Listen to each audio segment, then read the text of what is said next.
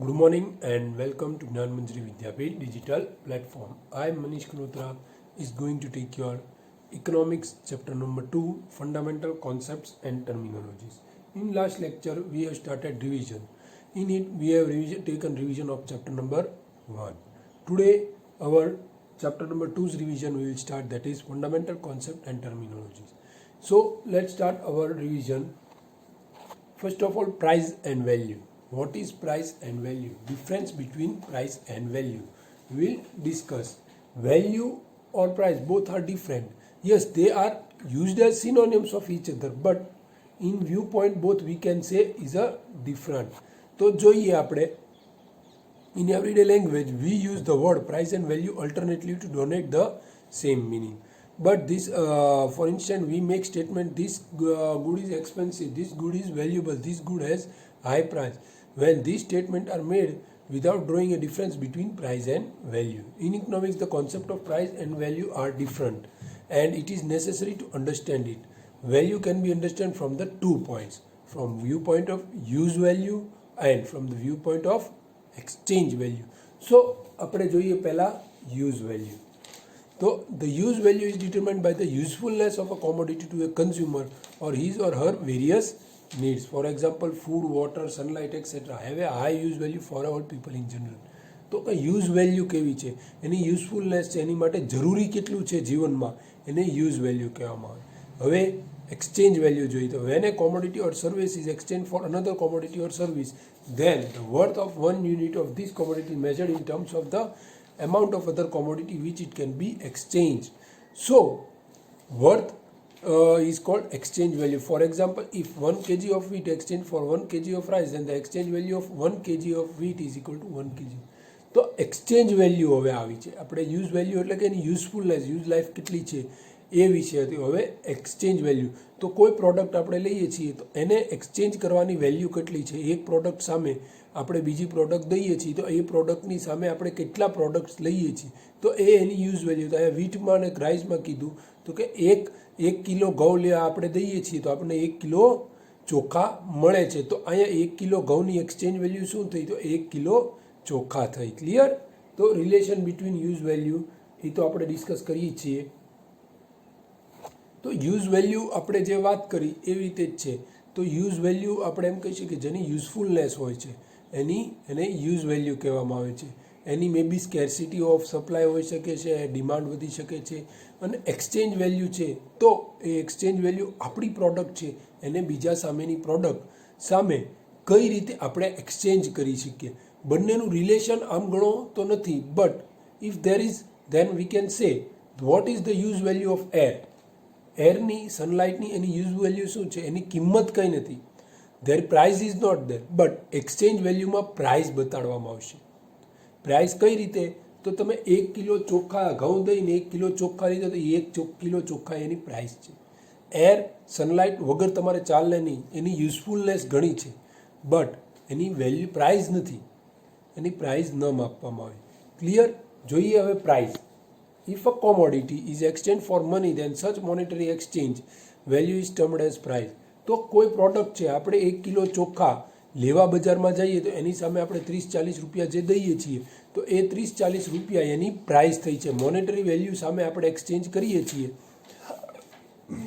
તો ચોખાની સામે આપણે 30 રૂપિયા આપ્યા તો એ 30 રૂપિયા શું થયું, તો પ્રાઇસ ઓફ 1 kg રાઈસ થઈ ગયું. ક્લિયર? જોઈએ આગળ ગુડ્સ એન્ડ સર્વિસીસ. તો પહેલાં જોઈએ goods. Commodity which have physical existence are called goods. In economics, they are meant to satisfy the needs of consumption. તો ગુડ્સ શું છે, તો ગુડ્સને આપણે કહી શકીએ કે જેની ફિઝિકલ એક્ઝિસ્ટન્સ છે. ઇન ઇકોનોમિક્સ વી કેન સે ઇટ ઇઝ ફિઝિકલ. આપણે એને અડી કે જોઈ શકીએ, મહેસૂસ કરી કે વજન હોય છે અને જે કન્ઝ્યુમરને સેટિસ્ફાય કરે છે. Means for satisfaction of consumer. તો કન્ઝ્યુમર જે વસ્તુ લેવા જાય એને સેટિસ્ફાય કરી શકે, એને ગુડ્સ કહેવાય. તો સર્વિસ કોને કહેવામાં આવે, તો goods commodity which are intangible or do not have any physical existence are called service. In economics there are meant to satisfy the need of human being. તો સર્વિસ એને કહેવામાં આવે, એનું કોઈ ફિઝિકલ એક્ઝિસ્ટન્સ હોતું નથી, એનું ઇન્ટેન્જિબલ હોય છે. ઇન્ટેન્જિબલ મતલબ અદૃશ્ય, એ હોય છે એને સર્વિસ કહેવાય. એની હ્યુમન લાઈફની કે ઈચ્છા નીડ્સ ઓફ હ્યુમન લાઈફની સેટિસ્ફાય કરવાનું કામ કરતા હોય છે. ક્લિયર? તો હવે આપણે જોઈએ types of goods. Now we will see types of goods. First of good will see physical goods and intangible goods. Physical goods એટલે કે ટેન્જિબલ ઓર ઇન્ટેન્જિબલ. ટેન્જિબલ મતલબ તો કે goods which have physical existence, જેવા કે television, refrigerator, stove, mobile phone and so on. These are all called as tangible goods. Whereas intangible goods કોને કહેવામાં આવે છે? તો ગુડ્સ એવું કે એની સર્વિસ આપણે એમ કહી શકીએ. એને service, medical consultancy, education, teacher જે આપે છે એ, તો મ્યુઝિક ગિવન, તો આ બધું આપણને શીખવે છે. તો આ બધું એનું professional, we can say professional base હોય છે. તો એને આપણે ઇન્ટેન્જિબલ ગુડ્સ કહીએ. હવે non economic and economic goods. તો નોન ઇકોનોમિક ગુડ્સ અને ઇકોનોમિક ગુડ્સ વિશે આપણે વાત કરી જ છે, પાછા કરીએ. તો નોન ઇકોનોમિક ગુડ્સ એ ગુડ્સ છે જેમાં કોઈ સ્વાર્થ હોતો નથી. Goods which do not command exchange value is called non economic goods. They are abundant in supply and do not have that through the economic process of production and distribution. Though they are consumed by people, for example, sunlight, air, etc. તો non economic goods એટલે એની useful value છે, use value છે, but એની કોઈ price value નથી, exchange value નથી, એની વગર ચાલે નહીં. But it is free of cost. V can સે એ ફ્રી ઓફ કોસ્ટ આપણને મળે છે. એ નોન ઇકોનોમિક ગુડ્સ કહેવાય. તો નોન ઇકોનોમિક ગુડ્સ કોને કહેવાય? તો કે સનલાઇટ, એર, સન એક્સેટ્રા. તો ઇકોનોમિક ગુડ્સ, તો ઇકોનોમિક ગુડ્સ તેને કહેવામાં આવે છે જેની એક્સચેન્જ વેલ્યુ હોય. Goods which command an exchange value in the market is called economic goods. They have an exchange value, they are scaring supply retention to their demand and their supply can be held under control. તો economic goods કોને કહેવામાં આવે છે? તો એમાં એની કોઈ exchange value, એની કોઈ price હોય છે, તો એને ઇકોનોમિક ગુડ્સ કહેવામાં આવે છે.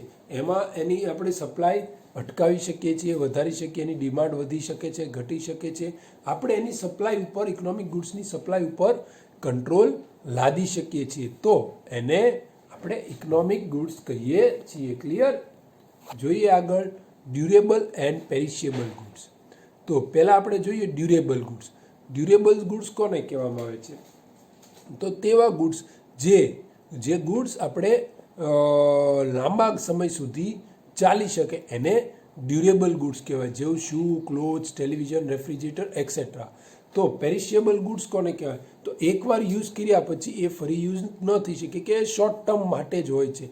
જેવું છે મિલ્ક, વેજીટેબલ્સ, આ બધાને આપણે એમાં ઇન્ક્લુડ કરીએ છીએ. ક્લિયર? જોઈએ હવે private goods and public goods. Goods are classified as a private goods and public goods based on their ownership and nature of use. તો જોઈએ પહેલા private goods. Are goods which can be possessed and owned by private individual. તો જે goods પોતે private person પાસે હોઈ શકે છે, એનું પ્રાઇવેટ માલિકી હોય છે, એની ઓનરશિપ હોય છે, his complete ownership or complete ownership of that thing is in the private owner. તો એક એક્ઝામ્પલ આપણે લઈએ તો આપણે કરિયાણા સ્ટોર ઉપર જઈએ ને એક બિસ્કિટનું પેકેટ હોય છે, તો એ બિસ્કિટની ઓનરશિપ ત્યારે એ કરિયાણા સ્ટોર, પ્રોવિઝન સ્ટોરવાળાની હોય છે. But if we pay the sum of the biscuit and he is willing to sell, એ વેચે છે આપણને, પછી આપણે એને 10 રૂપિયામાં એ બિસ્કિટ લીધું છે, પછી પબ્લિક ઓનરશિપ એ બિસ્કિટની ઓનરશિપ ટ્રાન્સફર આપણી ઉપર થઈ જાય છે. સો ઇન રિટર્ન વી કેન સે one who pays for a goods is the owner of that good. જે એ ગુડ માટે પે કરે છે, હી ઇઝ ધ ઓનર. ને એવી જ રીતે ન પે કરે એની માટે એ નથી. હવે જોઈએ આપણે public goods. On the contrary, public goods can be used by many individuals at the same time. તો પબ્લિક ગુડ્સ હોય છે એ મેની ઇન્ડિવિડ્યુઅલ્સ એક સાથે વાપરી શકે. Or we can say government property પણ કહી શકીએ છીએ. તો એને આપણે પબ્લિક ગુડ્સ કહીએ. પબ્લિક ગુડ્સ ઇન ધ ગાર્ડનનું એક એક્ઝામ્પલ આપણે આપ્યું હતું એ વખતે. તો ગાર્ડન હોય છે એ બધા યુઝ કરી શકે છે. તો એ ગાર્ડન યુઝ કરી શકે છે, તો એ રીઝન શું છે? તો એ પબ્લિક ગુડ્સ કહેવામાં આવે છે. એટલે બધા યુઝ કરે છે અને બધા એને વાપરી શકે છે. કોઈ એક જણાની પ્રોપર્ટી નથી. સોસાયટીનું ગાર્ડન હોય કે પછી નગરપાલિકાનું ગાર્ડન હોય તો એ એક જણાનું માલિકીનું નથી, but they all can use it. એટલે બધા વાપરી શકે છે, એટલે એને પબ્લિક ગુડ્સ કહેવામાં આવે છે. ઇન શોર્ટ, પ્રાઇવેટ ગુડ્સ આપણે એને કહીએ છીએ જે પ્રાઇવેટ પર્સન કે એક જણાની માલિકીનું હોય છે, અને પબ્લિક ગુડ્સ આપણે એને કહીએ કે ગવર્મેન્ટ કે group of peoples have owned it, એને આપણે પબ્લિક ગુડ્સ કહી શકીએ છીએ. Clear?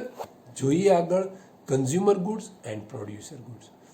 Goods can satisfy human wants directly or indirectly. When a consumer consumes a good and this good is capable of satisfying a particular want directly, then it is called a consumer goods.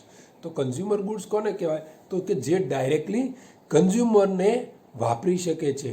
It is directly, here it is said directly use જે કરી શકે, એની satisfy એની વોન્ટ્સને કરી શકે એવી ગુડ્સને આપણે consumer goods કહીએ છીએ. તો જે હ્યુમન વોન્ટ્સને ડાયરેક્ટલી સેટિસ્ફાય કરી શકે છે. હવે આપણે જોઈએ પ્રોડ્યુસર્સ ગુડ, તો એ હાફ ફિનિશ ગુડ્સ પણ આપણે કહી શકીએ. But we will C it about when a goods is used to the at the intermediate stage of production of a final good, when it is purchased by a producer to produce a final good, when it is not directly consumed by the consumer but this good helps in the production of final goods, then such good is called as producer goods, or we can say half semi furnish આપણે એમ કહીએ ને, semi finish goods. તો એ ગુડ્સને આપણે કેવા goods કહીએ છીએ? Producers good. Producer good એટલે કેવું?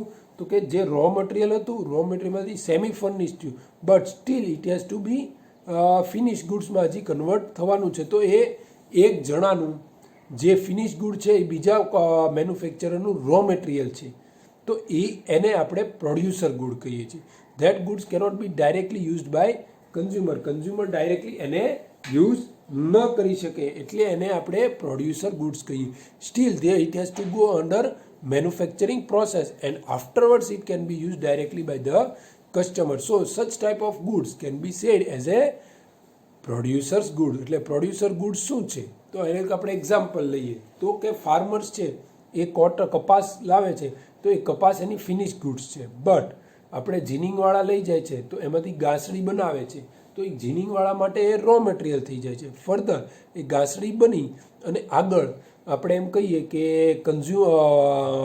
સ્પિનિંગ મિલવાળા માટે એ રો મટીરિયલ બની જાય છે. જીનિંગવાળા માટે એ ગુડ્સ હતું, ફિનિશ ગુડ્સ હતું, but for spinning mill it is we can say semi raw material. તો આ રીતે એ કાપડ બને ત્યારે એ ફિનિશ ગુડ થતું હોય અને કન્ઝ્યુમર ગુડ બને છે. તો ત્યાં સુધી તે પ્રોડ્યુસર ગુડ બને છે. તો આપણે સ્ટેનલેસ સ્ટીલ ઠામડા હોય છે, વાસણ હોય છે, તો એમાં પણ એ જ હોય છે. પછી ફૂડ ગ્રેન્સ હોય છે, તો જો એને પ્રોસેસ કરીને આપણે લોટ બનાવવાનો હોય છે તો પણ થઈ શકે છે. ક્લિયર? જોઈએ હવે વેલ્થ એન્ડ વેલફેર. તો વાત કરીએ આપણે વેલ્થ અને welfare. The concept of wealth and welfare frequently appear in economic discussion and are very important in economy, hence must be clearly understood in the state. તો આપણે wealth અને વેલફેરની વાત કરવાની છે. એમાં આજે પહેલાં આપણે ખાલી કેરેક્ટરિસ્ટિક્સ ઓફ વેલ્થની વાત કરીએ અને મિનિંગ એન્ડ કેરેક્ટરિસ્ટિક્સ ઓફ વેલ્થની આજે વાત કરીશું. તો જોઈએ પહેલાં મિનિંગ વેલ્થની શું કહે છે. Alfred Marshall's idea, wealth is something which is useful, scarce, capable of getting exchanged and can be owned by somebody. તો વેલ્થ કોને કહેવામાં આવે છે? તો જે કોઈ વસ્તુ યુઝફુલનેસ છે, સ્કેર એટલે કે અછત છે, કેપેબલ ઓફ ગેટિંગ એક્સચેન્જ, અને એક્સચેન્જ પણ આપણે કરાવી શકીએ છીએ, અને કોઈ પણ વ્યક્તિ પાસે એ ઓન્ડ પણ કરી શકે, માલિકી પણ ધરાવી શકે છે, તો એને આપણે વેલ્થ કહીએ. તો wealth is something which is useful, scarce, capable of getting exchanged and can be owned by somebody. Clear?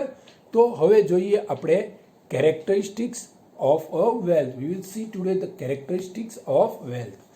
It should possess the characteristics of usefulness. તો એની યુઝફુલનેસની કેરેક્ટરિસ્ટિક્સ હોવી જોઈએ. તો શું છે? તો જોઈએ. It must be useful in satisfying human wants or needs. Therefore, goods which are useful in satisfying human needs means are wealth. For example, house, vehicle, precious jewelry, etc. તો જે આપણી ઈચ્છાઓ આપણે એમ કે સેટિસ્ફાય અવર નીડ્સ, આપણી human નીડ્સને satisfy કરી શકે છે, તેને આપણે વેલ્થ કહીએ છીએ. It should satisfy our needs.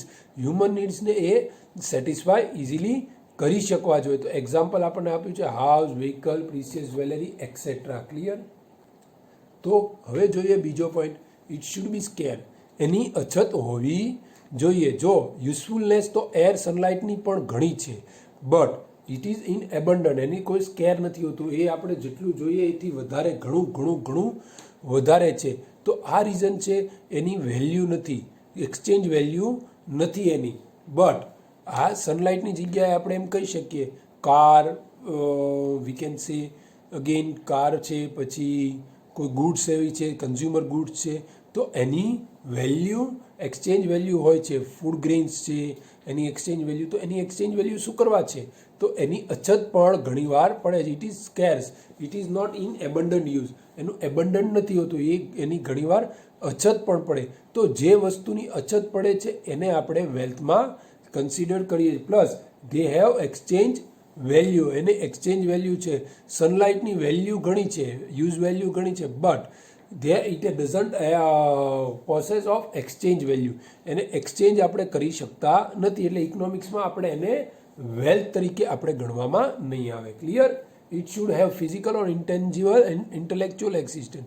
તો એનું એક્ઝિસ્ટન્સ ફિઝિકલ હોવું જોઈએ, ઇન્ટેલેક્ચ્યુઅલ આપણને કાંઈક ઉપયોગી હોવું જોઈએ. આપણા હાથમાં આપણે ફિઝિકલ એટલે શું, દેખાવું જોઈએ, વજનવાળું હોવું જોઈએ, એવી રીતે એને ફિઝિકલ આપણે કહી શકીએ છીએ. તો એવી કોઈ વસ્તુ હોય તો એને આપણે વેલ્થમાં કન્સિડર કરીએ છીએ. તો બીજો પોઈન્ટ જોઈએ, wealth constitute goods which are capable of exchange.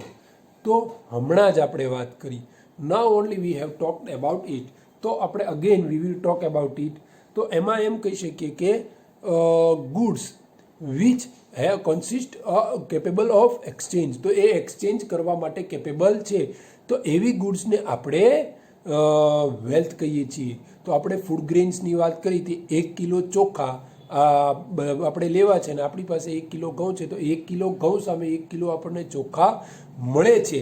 તો એ મળે છે તો ત્યારે એ એક્સચેન્જ વેલ્યુ ઘઉંની શું થઈ, તો 1 કિલો ચોખા થઈ. તો આને આપણે એક્સચેન્જ વેલ્યુ કહી શકીએ. તો એ કેપેબલ છે એક્સચેન્જ કરાવવાની સામે. ક્લિયર? તો જોઈએ second point, durability. Wealth must possess durability.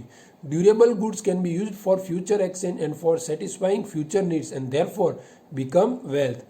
તો ડ્યુરેબિલિટી હોવી જોઈએ, but I don't think so. Milk also is not durable. Still it has exchange value and it is still called as a wealth. But આ wealth કોને consider કરવામાં, જે long term માટે perishable નથી, એક વારમાં યુઝમાં એ ડાયવર્ટ નહોતો, એને આપણે પેરિશ ન થઈ જવું. તો આવી વસ્તુ ફૂડ ગ્રેન્સને આપણે વેલ્થમાં ન ગણી શકીએ. કેમ? તો એકવાર આપણે ઉપયોગ કર્યા પછી એનો ઉપયોગ થઈ શકે નહીં. ક્લિયર? તો આપણે લેન્ડ છે, હાઉસ છે, પ્રિસિયસ જ્વેલરી છે, આ બધા durable goods, this all are durable goods. So they can be reused after and after many times. આપણે ઘણી અને ઘણી વાર રીયુઝ કરી શકીએ છીએ. તો એને આપણે વેલ્થમાં કન્સિડર કરીએ. But goods which are used only for one time is not considered here as a wealth. તો ફૂડ ગ્રેન્સ છે, મિલ્ક છે, બટર છે, એને આપણે વેલ્થમાં અહીંયા કન્સિડર્ડ નથી કરતા. રીઝન શું છે? તો કે રીઝન એ ડ્યુરેબિલિટી નથી. It can be not use for many time. Once it use then another time it cannot be used. એક જ વાર વાપરવામાં આવે છે. So it doesn't have durability. Clear?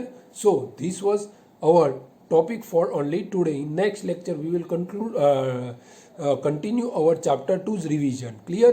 So for today here I conclude my lecture. Thank you very much and Jai Hind.